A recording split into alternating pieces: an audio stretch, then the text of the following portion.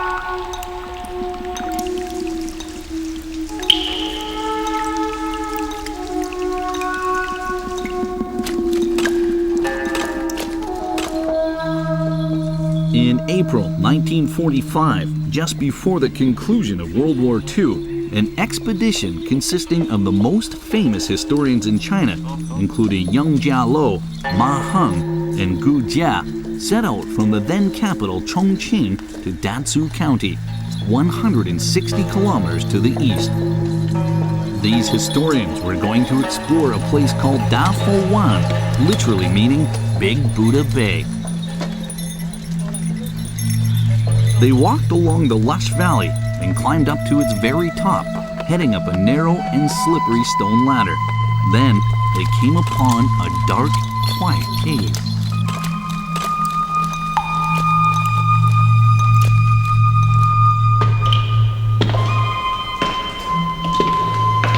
Turning on their flashlights, the surveyors found themselves gazing upon a wondrous, mythological world.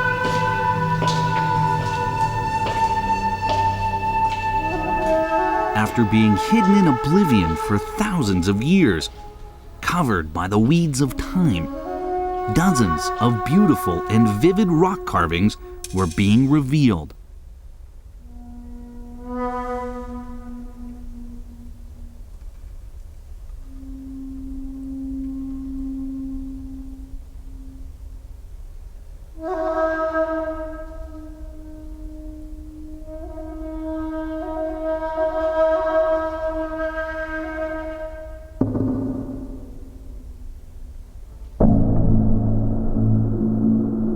This is Vaishravana. It is the first large carving in Dazu. The man stands stern with piercing eyes and a threatening pose. Vaishravana represents one of the four devas in Buddhism. Since Buddhism was introduced in China, he has been regarded as a deity that protects the country. It is said that Vaishravana has unlimited power to ward off all his enemies. It is interesting to note that this Indian deity is clothed in the armor of an ancient Chinese warrior. What mystery lies behind this detail? This faint and dim carving is Wei Jing. Very few historical records refer to this person.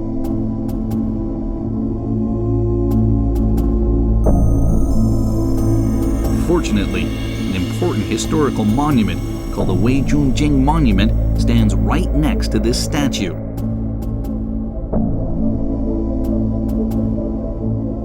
It was a tumultuous period in the history of the Tang Dynasty.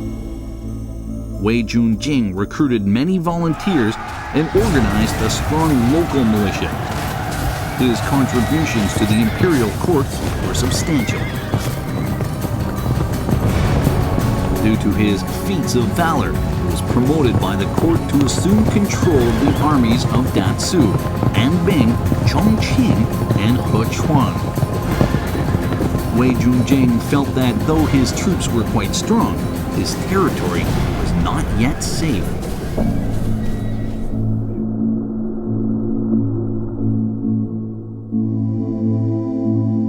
Wei Junjing began construction of the Yangcheng barracks at Bay Mountain and preserved his strength, waiting for the right moment to strike. At the same time, artisans under Wei's orders began carving Buddhist figures at Bay Mountain. The statue of Vaishravana is directly related to Wei Junjing, since symbolically Vaishravana has the power to fight off his enemies. It is reasonable to assume that he was revered by Wei Junjing, which is also why Vaishravana's image is heading the Buddha Bay.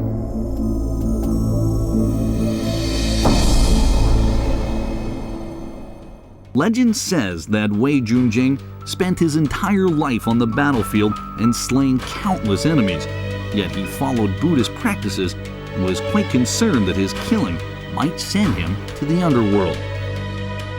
He recruited artists and craftsmen from among war refugees, and in May 892, these artisans began carving the Vaishravana and the Thousand Hands Guanyin on the cliffs of Bay Mountain in Dazu County.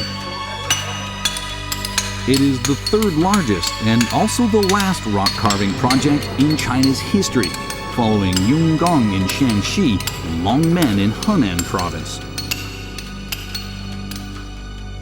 Wei Junjing was the sole originator of the Dazu rock carving. According to historical records, in the 4th year of the Bay Mountain rock carving project, another warlord attacked Wei Junjing. Wei was defeated. He soon disappeared from sight. Subsequently, General Wang Zongjing replaced Wei as the local administrator. He carried on the rock carving project in Bay Mountain. Some legends say that Wang Zongjing and Wei Junjing were one and the same.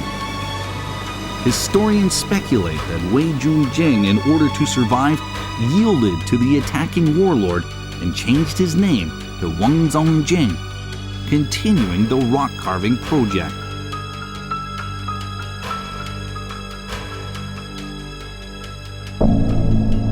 Dazu rock carving is most famous for the Baoding cliff carving, 15 kilometers away to the northeast of Dazu.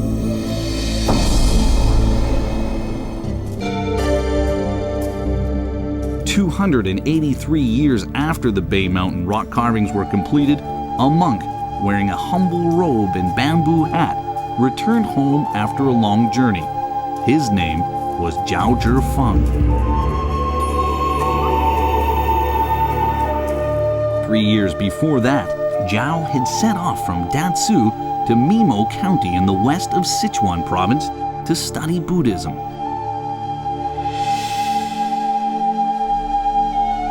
Zhao returned home after his studies and preached about Buddhism.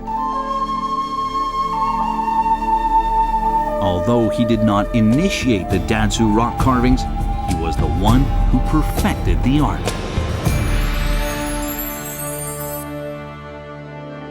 In order to effectively preach to the population, Zhao Zhifeng decided to carve Buddhist scriptures and characters on the cliffs of Daofu Wan, based on preconceived designs.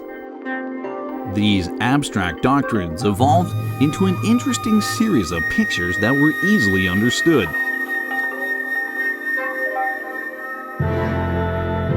In 1252, after 70 years of hard work, the Bao Dingshan rock carvings were finally finished.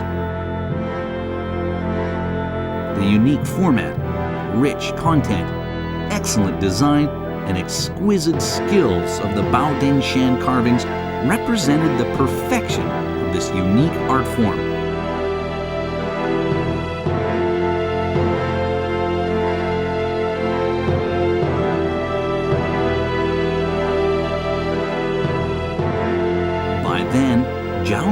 Feng had turned from an energetic young lad to a man of 90 years.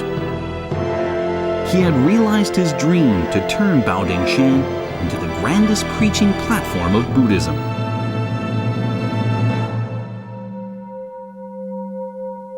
He conveyed the Buddhism doctrines through daily life activities such as raising chickens and herding cows. Here is one of Zhao's stories. One early morning, a diligent countrywoman woke up and released her chickens that had been cooped up for a whole night.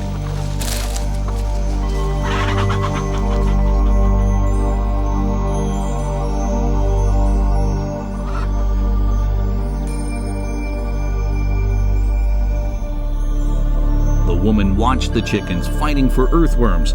She was surely the incarnation of diligence and kindness, but according to Buddhist principles, because of her actions, she would fall into the underworld and experience excruciating torment after death.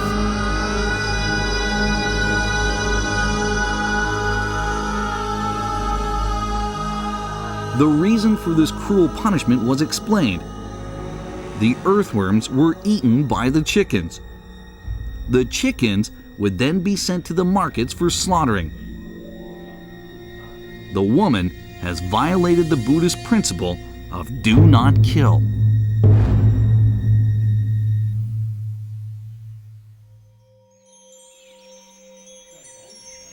At the west end of Baodingshan Cliff, there is a series of carvings called herdsmen, expressing a theme of spiritual growth. The entire carving is 27 meters long. Here the herder has been compared to those who practice Buddhism, while the ox indicates their hearts. The process of herding the cattle displays how a Buddhist disciple can cultivate his spiritual growth. The first carving is called Untamed. It depicts a stubborn, disobedient bull, its tail facing its master and its head held up high. It's about to run away towards the mountain. This carving vividly portrays a person who has not converted to Buddhism. The second carving is called Early Stages. The bull is turning its head but is still stubborn. This carving depicts how much internal struggle a Buddhist beginner would experience. The eighth carving is called Watching Each Other. It depicts the bull lowering its head, leisurely licking its hoof. The herdsman sits on a rock barefooted, with his head slightly tilted to listen to the song of an old herdsman, depicted in the ninth carving.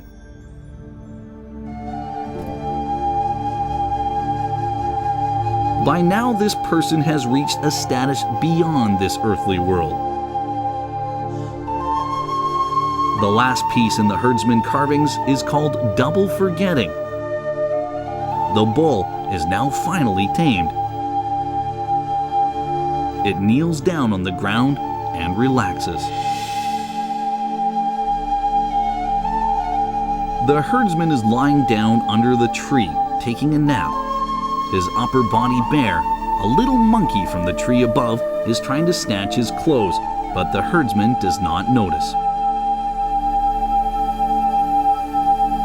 This carving indicates that the herdsman has turned from being flippant to serene by cultivating his mind.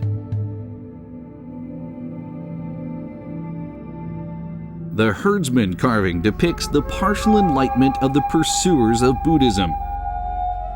Yet to reach the highest level of Buddhism, Yuan Jue Dong Grotto follows to focus on questions about law.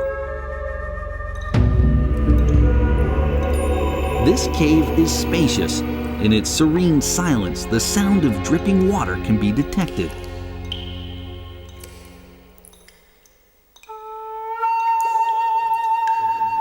This is what Zhao Zhifeng creatively designed to express the theme of Yuan Jue Dong Cave. Water from the mountain invisibly flows to the dragon's mouth and then drops into a bowl lifted by an old monk. The water-dropping sound enhances the tranquility and sense of sanctity in this Buddhism hall.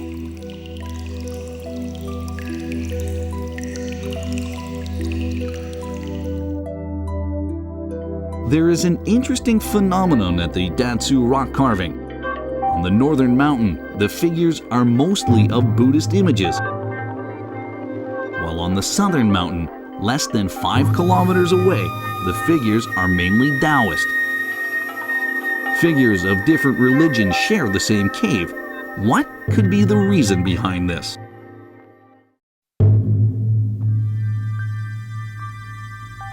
Loyalty and filial piety ethics, a key concept in Confucianism, has been widely adopted by the rulers since the Han Dynasty for governing the nation. Taoism was founded by another philosopher, Li Er, who advocated the concept of nothingness. Buddhism promoted the idea of suffering in this life contributes to the happiness in the next. They are three markedly different ideologies. In the year 325, a court official criticized the practice of the Buddhist monks not bowing to the emperor.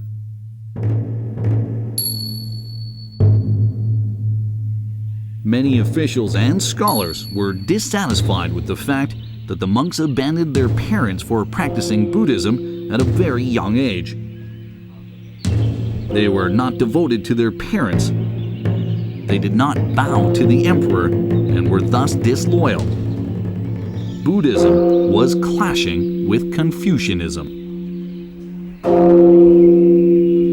To secure its survival, Buddhism engaged in a heated debate with Confucianism and Taoism. Later, various political forces participated in the debate. The conflict between Buddhism, Confucianism, and Taoism became more serious and later escalated from heated debates into violent confrontations.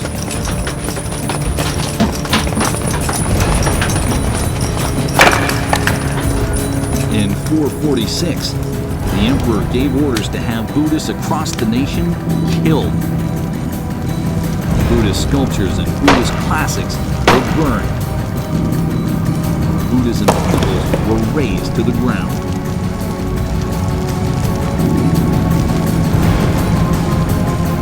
Similar events of having Buddhism suppressed like this happened at least 4 different times in history.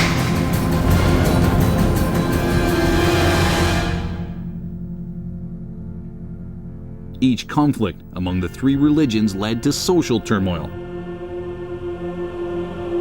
The population was in a state of panic.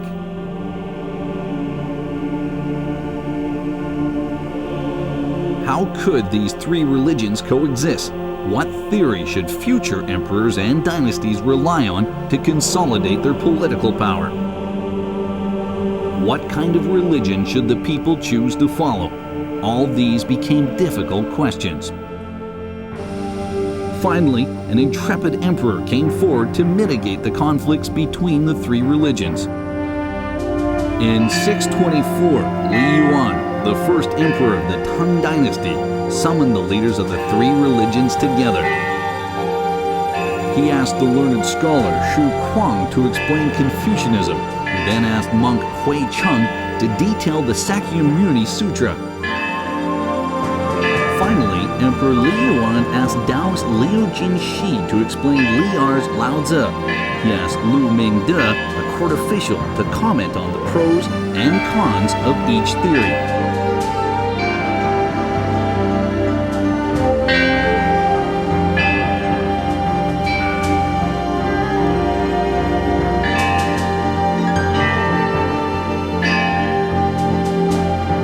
This is the historical intermediation called the appreciation of the three religions.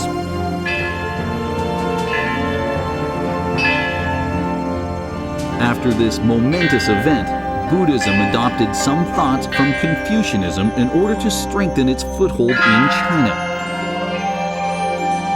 Buddhists accepted the loyal and filial piety ethics in Confucianism and consolidated the idea to Buddhism.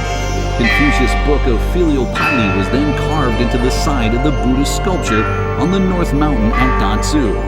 As a matter of fact, in the Buddhist books from India, one cannot find any mention of filial piety.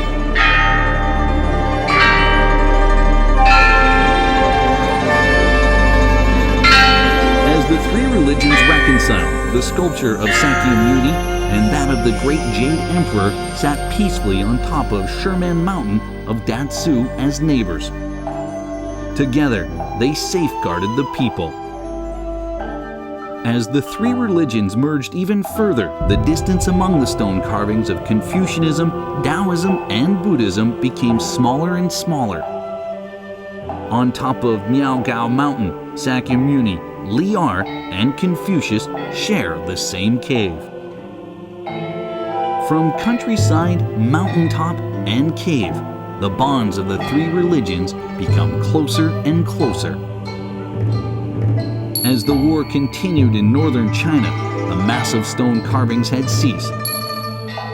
Dazu stone carvings thus became the only stone cave in China recording and reflecting the cultural characteristics of an era when the three major Chinese religions merged.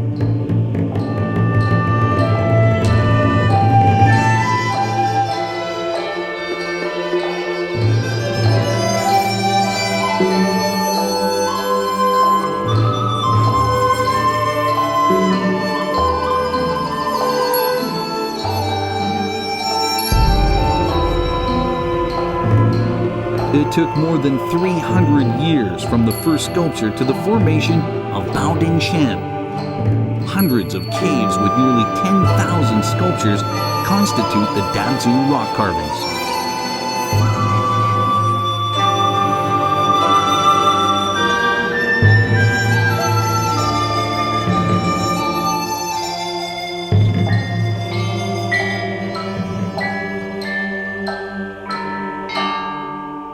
In 1259, when the Baodingshan Buddha sculpture was about to be completed, Mongolian troops attacked Hezhou in Dazu.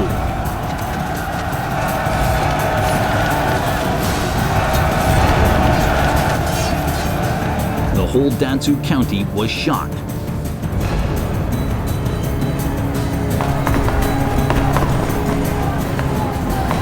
The craftsmen working on the sculpture fled.